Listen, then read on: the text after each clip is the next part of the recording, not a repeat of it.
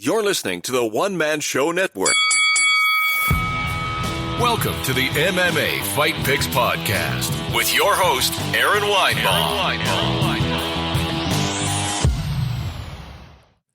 All right. Hey, everyone. Welcome to the MMA Fight Picks Podcast. I'm your host, Aaron Weinbaum. I'm not on Periscope this week. I'm trying out a little experiment on what will be a stacked card again in Yas Island, Fight Island, the fourth event, Till versus Whittaker. So, and it's kind of a stacked card. I think it's because on big ESPN. So if you are on YouTube, and you happen to find this, I would appreciate if you shared it on whatever social media platform you are on. And, like I said, this is an experiment. So I apologize to my loyal Periscope listeners that would normally get the jump on this. So we'll see what happens. And it may just be me talking to myself, and that's okay too. We are live and ready to rock here.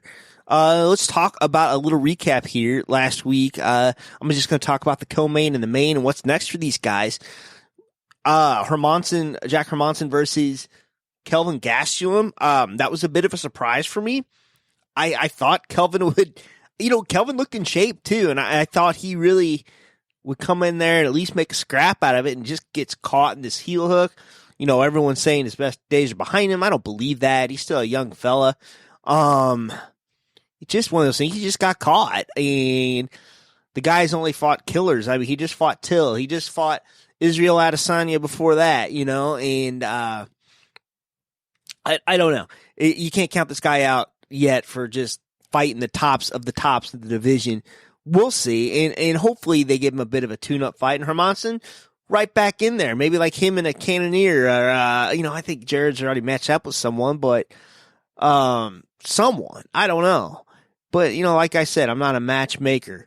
So we'll see. We'll see. And then the main event. What a heartbreaker, because Joseph Benavidez, man, Team Alpha Male in the early days, WEC, 135-pound contender, goes down to flyweight, tries to find gold. This would be his fourth shot at flyweight gold. He fought, why am I forgetting? Oh, Mighty Mouse, twice. And he fought Figueiredo now twice.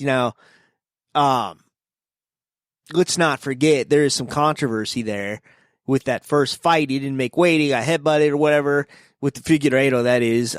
Mickey Mouse was a decision the first time, and then the second time he got just starch knocked out. But you got to think after that first round loss, and it was tough to watch. I don't know how or when he gets another title shot, and I don't know. It's just one of the good dudes in the sport. I mean, I don't know him personally. I only hear things about him, but it's just the guy's been at it for a million years, and you just like to see a guy get a shot and be able to take advantage of that. But, other analysts said his fighting style hasn't changed that much. He doesn't really move at, good angles. He just kind of comes straight at you one way or the other, straight forward or straight back. And that's kind of what it is. This sport has evolved, and, it's just crazy what people out there can do now. Could he do like a 1FC thing? I don't know, because the top guy there is Demetrius Johnson, Mighty Mouse, and I don't see anyone clamoring for a third fight there. So, whatever he does, Godspeed. That's all I got to say about that. All right. We're going to pick fights now. I'm only going to pick 4 fights. A little bit of a backstory with one of these. I'll get to that one first. We got, I cannot believe, by the way, it is already going to be July 26th on Saturday. I mean, this month flew by.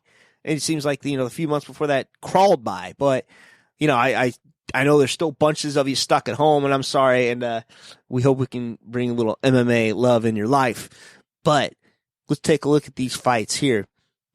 We're going to go to the bottom of the card. I'm not going to pick them all. I'm just going to pick about 4. Jake Collier, versus Tom Aspinall. Why am I picking this fight? Jake Collier hasn't fought in a couple of years. He got popped for something. Well, here's a little backstory. All right. Jake Collier, when he was a kid, like got to be over 15 years ago, worked for me in Missouri, in Cuba, Missouri. I'm not going to tell you what I did. I'm not going to tell you what he did. That's his story to tell. But I do remember this kid very vaguely. I'm going to butcher this story. So rumor was he was going to beat this kid up like on site that walked into work. And I was like, I had to be the guy to tell him not to do that. And I just remember thinking at the time, he didn't lip off to me or anything like that. And I just remember thinking, man, this kid is freaking tall. He was like 6'3" and he was a kid. But I never thought in a million years, I knew he was a scrappy fella, but I never knew in a million years that he would be in the UFC, like a hometown guy. It's like 30 miles from where I live. So it's pretty neat. And he has had some success. He was a cage champion, middleweight and light heavyweight championship. Or was that? No, I take that back.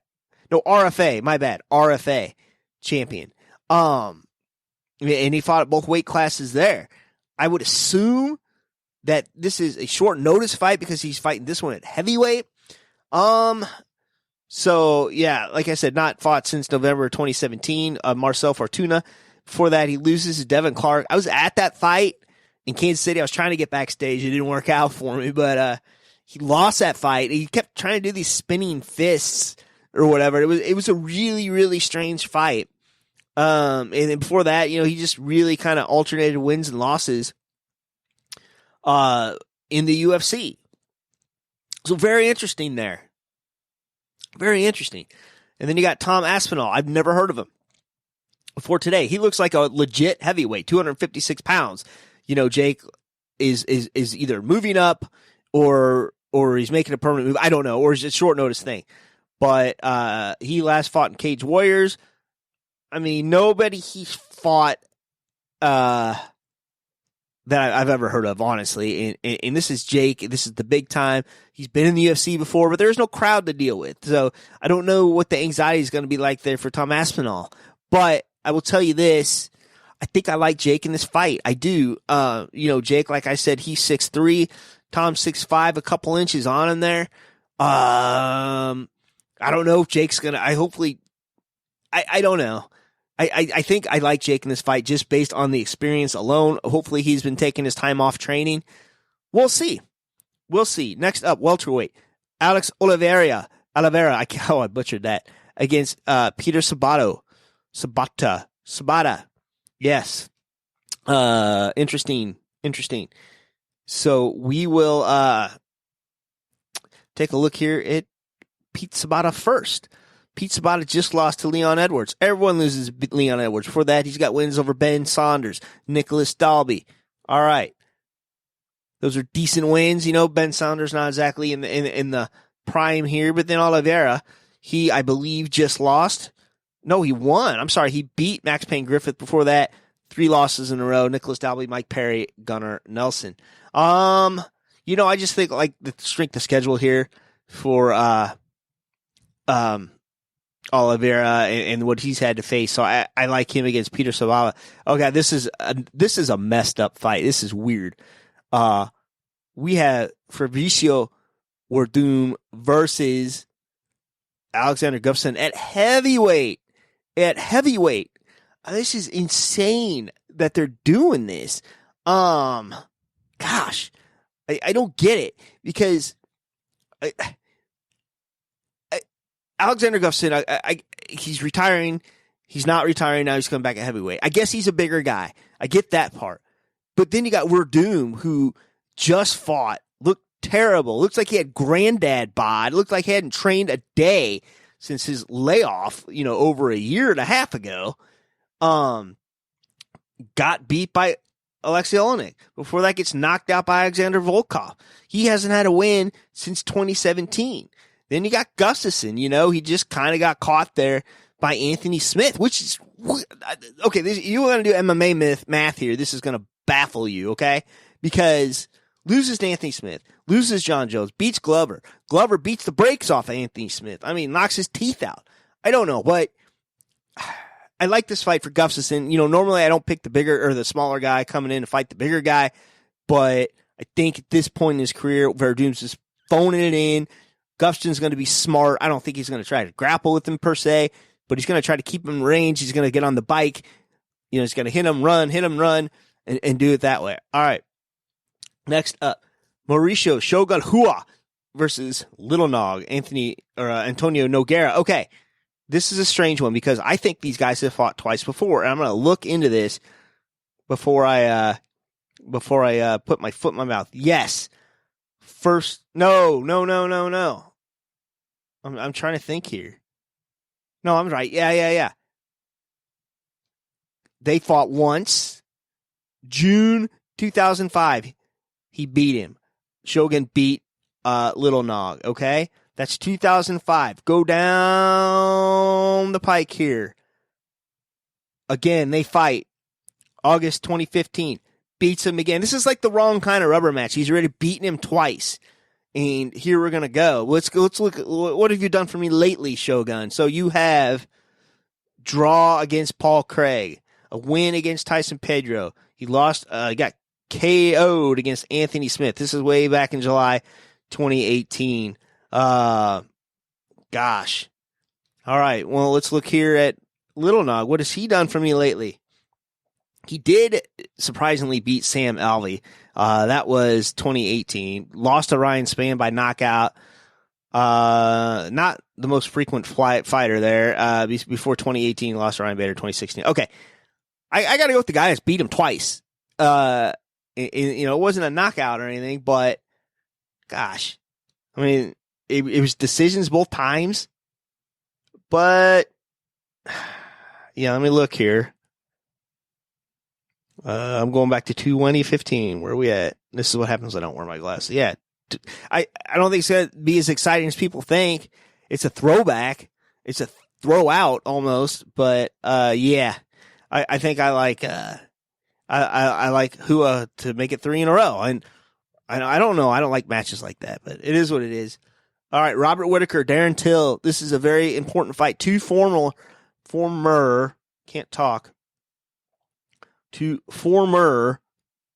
welterweights turned, middleweights. So, I got to find the right bio here. Let's look at Darren Till first.